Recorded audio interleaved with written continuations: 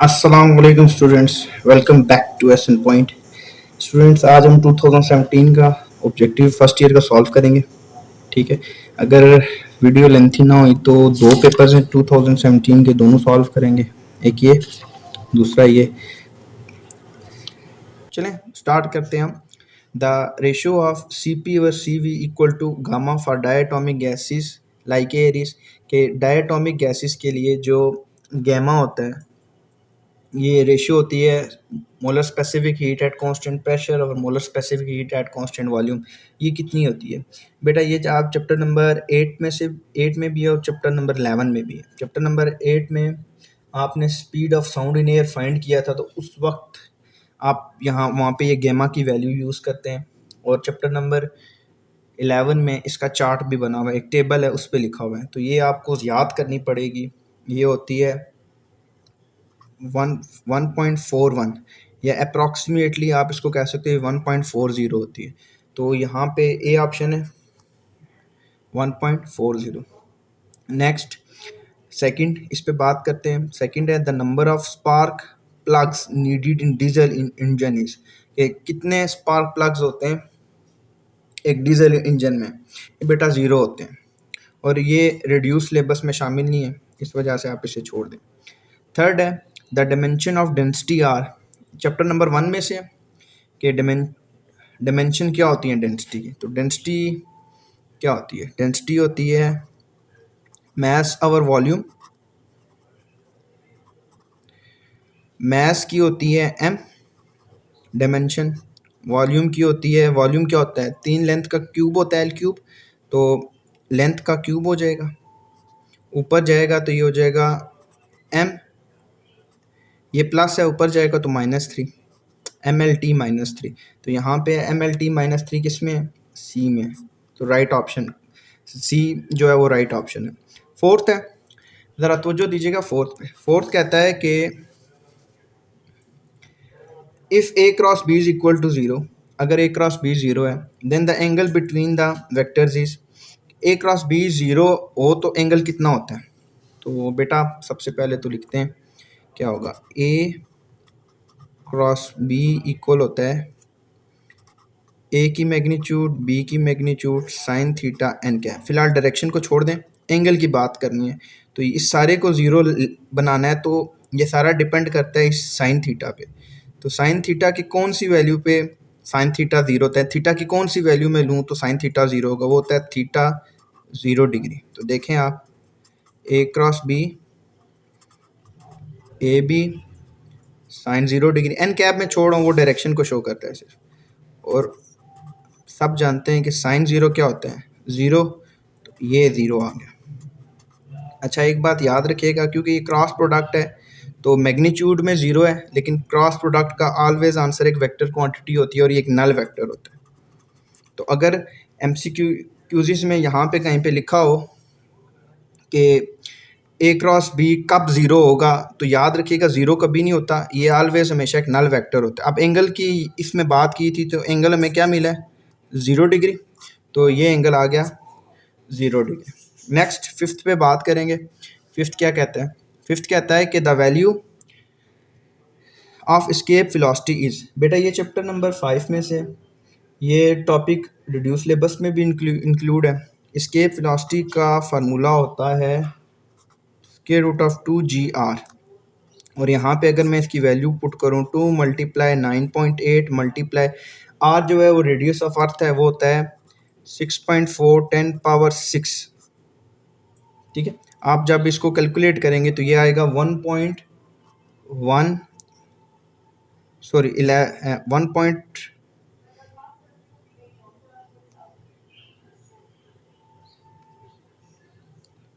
1.1 kilometre. ये क्या आएगा? ये आएगा 1.1 किलोमीटर पर सेकेंड। ठीक है। तो राइट ऑप्शन कौन सा करेक्ट होगा? 1 वाला, 1.1 kilometre. Sorry students, my mistake. ये जब आप कैलकुलेट करेंगे तो ये आएगा 11.1। मैंने भी कैलकुलेटर से किया, क्या आएगा? 11.1। तो 11.1 है, तो यहाँ पे 1.1 किलोमीटर पर हावर सेंटीमीटर, तो ये आ जाएगा ये वाला। बी ऑप्शन करेक्ट है, 11 किलोमीटर पर सेकेंड। और ये चैप्टर नंबर 4 में से 5th वाला MCQs। छठे पे बात करेंगे, छठा क्या कहता है। 6, if a body of mass 5 kg is released vertically through a distance of 1 meter, then the work done is कि एक बॉडी है जिसका मैस है हमारे पास, मैं इसको यहाँ पे साइड पे गा रहा हूँ कि हमें मैस गिवन है 5 kg, उसके बाद हमें डिस्टेंस भी गिवन है d, और ये कह रहा है रिलीज वर्टिकली, मतलब ऊपर से नीचे की तरफ आ रहा है तो d नहीं होगा, h हो जाएगा। और क्या फाइंड करना है हमने वर्क डन फाइंड करना है। तो work done W is equal to mgh, m क्या है 5, g 9.8, h 1। जब आप इसको कैलकुलेट करेंगे कैलकुलेटर से तो ये अप्रॉक्सीमेटली आ जाएगा 4.9। तो यहाँ पे देखें ये ऑप्शन बी करेक्ट है 4.9। 7th पे बात करते हैं the acceleration along the x axis direction in the case of projectile is. बेटा याद रखिएगा कि एक्स एक्सिस की जो हॉरिजॉन्टल होती है ना वेलोसिटी, वो कांस्टेंट होती है, वो इनिशियल हो या फाइनल हो। ये होती है वी आई कॉस थीटा, ये एक कांस्टेंट क्वांटिटी होती है, चेंज नहीं होती, ठीक है। ये एक कांस्टेंट वैल्यू होती है, चेंज नहीं होती। तो इस वजह से जब हॉरिजॉन्टल एक्सेलरेशन कांस्टेंट हो, मैं क्या कह रहा हूँ कि एक्स एक्सिस पे जो एक्सेलरेशन वेलोसिटी है, जो हॉरिजॉन्टल वेलोसिटी है, वो अगर कांस्टेंट है तो एक्सेलरेशन क्या होगी, वो तो ज़ीरो होगी, क्योंकि ये कांस्टेंट है। एक्सेलरेशन क्या होता है, चेंज इन वेलोसिटी। इस वजह से option A will be correct. 8th पे बात करते हैं। 8th चैप्टर नंबर 5 में से है। 8 क्या कहता है, 8 कहता है कि the SI unit of angular momentum is, कि एंगुलर मोमेंटम की SI यूनिट क्या होती है, किलोग्राम मीटर स्क्वायर पर सेकंड क्या होती है। तो पहले तो फार्मूला लिखते हैं ना, एंगुलर मोमेंटम का फार्मूला क्या है। एंगुलर मोमेंटम होता है L is equal to R cross P, या फिर ये हम इसको लिख सकते हैं, मैं इन शॉर्ट अगर लिखूँ MVR। काफ़ी सारी कैलकुलेशन है, सिर्फ ये P की जगह MV आ गए, ठीक है, लीनियर मोमेंटम। अब यहाँ से अगर निकालूँ तो मैथ किस में होता है, केजी में होता है। ज़रा तवज्जो दीजिएगा, मैथ किस में होता है, केजी में होता है। वेलोसिटी किस में होती है, मीटर पर सेकंड। आर रेडियस है, ठीक है, लेंथ है, ये भी किस में होती है, मीटर में। तो ओवरऑल ये क्या बनेगा, मैं ये बॉल पॉइंट से करता हूँ। ओवरऑल ये बन जाएगा किलोग्राम मीटर स्क्वायर पर सेकंड, ठीक है। तो यहाँ पे फर्स्ट जो हमारा ऑप्शन है ना, ए वाला, ये करेक्ट है। इत्तेफाक से 7वां और 8वां दोनों का ऑप्शन ए ही है। अब हम बात करते हैं 9th पे। ये भी चैप्टर नंबर 5 में से है। 9th क्या कहता है, 9th कहता है कि the moment of inertia of rod is. बेटा ये आपको याद करना पड़ेगा, डिस्क और हुप का शॉर्ट क्वेश्चन आता है, ठीक है। और रॉड का जो मोमेंट ऑफ इनर्शिया है वो होता है 1/12 ml²। ऑप्शन ए करेक्ट है। इत्तेफाक से 7वें 8वें और 9वें तीनों का ऑप्शन ए जो है वो करेक्ट है। 10th कहता है height of Jio stationery orbit of the satellite above the earth is. Jio stationery orbit ये रिड्यूस सिलेबस में इंक्लूड नहीं है, तो इसको यहाँ पे क्रॉस करते हैं कि ये नहीं है। लेकिन राइट आंसर भी तो पता हो तो बेटा वो नन ऑफ दीज है। जो इसका राइट आंसर है वो है 36 किलोमीटर, 36,000 किलोमीटर। ये इसका राइट ऑप्शन है कि जो अर्थ से जियो स्टेशनरी सैटेलाइट की हाइट कितनी है, वो इतनी है। 11th चैप्टर नंबर 6 में से कि ये जो 11th वाला MCQs है ये फॉर योर इन्फॉर्मेशन में से आया हुआ है, जहाँ पे आपने बर्नौलीज इक्वेशन पढ़ी है। वहाँ पे देखिएगा फॉर योर इन्फॉर्मेशन में लिखा हुआ है कि Benson burner works on the principle of. Benson burner ये अक्सर केमिस्ट्री लैब्स में आपने देखा होगा, एक बर्नर सा लगा हुआ होता है, पतला सा लंबा सा, ये वो वाला होता है। और ये बर्नौलीज इफेक्ट की एक एप्लीकेशन है, तो इस वजह से ये राइट आंसर जो है वो बर्नौलीज इफेक्ट होगा। 12th पे बात करते हैं। 12th कहता है कि shock absorber in automobile is a practical form of. बेटा ये चैप्टर नंबर 7 का है और ये भी रिड्यूस सिलेबस में इंक्लूड नहीं है। इसका राइट ऑप्शन जो है वो है डैम्प्ड ऑसिलेशन, और ये रिड्यूस सिलेबस में इंक्लूड नहीं है। 13 पे बात करते हैं। 13 क्या कहते हैं? 13 कहता है कि the distance between two consecutive nodes is, node क्या होता है? ये एक वेव बनाते हैं, ठीक है। इस वेव में ये मैं ब्लैक से करता हूँ, ये नोड्स हैं, ये क्या है? ये नोड्स हैं। मैं बल्कि बनाता हूँ इसको बॉल पॉइंट से ताकि आपको अच्छे से समझ आए। ये नोड्स होते हैं, वो पॉइंट्स जहाँ पे ज़ीरो डिस्प्लेसमेंट पे पार्टिकल हो। अब वो कहता है कि distance between two consecutive nodes, दो नोड्स के दरमियान कितना फासला होता है। देखें, यहाँ से लेकर यहाँ तक ये सारा लेमडा है, ठीक है। अब आप इस नोड का यहाँ से लेकर यहाँ तक फासला कैलकुलेट करें या फिर यहाँ से आगे फासला कैलकुलेट करें, दोनों देखें तो सेंटर में से काट रहा है। यहाँ से यहाँ तक का फासला वो भी लेमडा बाई 2 हो जाएगा, क्योंकि इसका हाफ है, इस लेमडा का ये हाफ है। और ये जो यहाँ से अगर हम यहाँ पे आ रहे हैं तो ये वाला जो हिस्सा है ये भी इस लेमडा का हाफ है, तो ये भी लेमडा बाई 2। तो दो कंसेक्यूटिव नोड्स के दरमियान कितना फासला हुआ फिर? लेमडा बाई 2, आधी वेव का। तो right option A, lambda by 2। Fourth, the speed of sound is greater in solids than in gases due to the higher of. ये एक्सरसाइज का शॉर्ट क्वेश्चन है चैप्टर नंबर 8 से।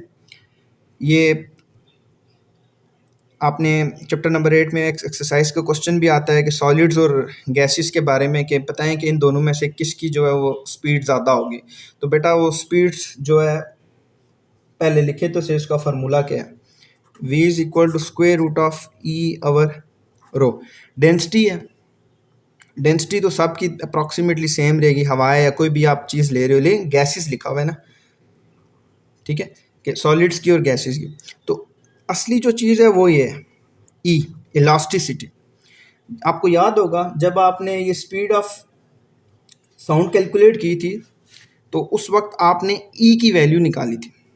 जब पहले न्यूटन ने बोला था कि ई की वैल्यू प्रेशर की इक्वल होती है, उसके बाद फिर लेप्लास आए थे, उन्होंने बोला था ना ई की वैल्यू होती है गैमा प्रेशर।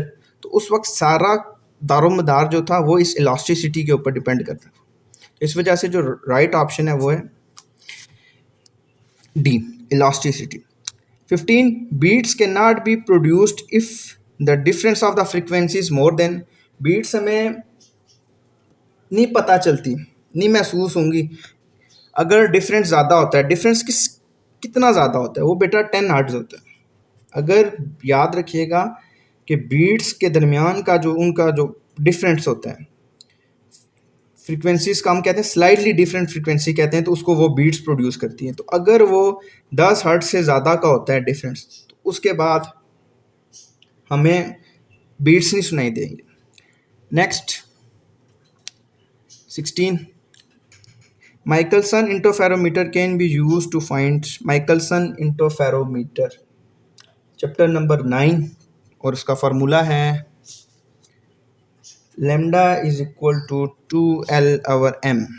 क्या लिखा हुआ है? लेमडा। चैप्टर नंबर 9 है और चैप्टर नंबर 9 में तो हमने सब कुछ लाइट के बारे में पढ़ा है, तो ये ऑप्शन ए करेक्ट होगा, वेवलेंथ ऑफ लाइट।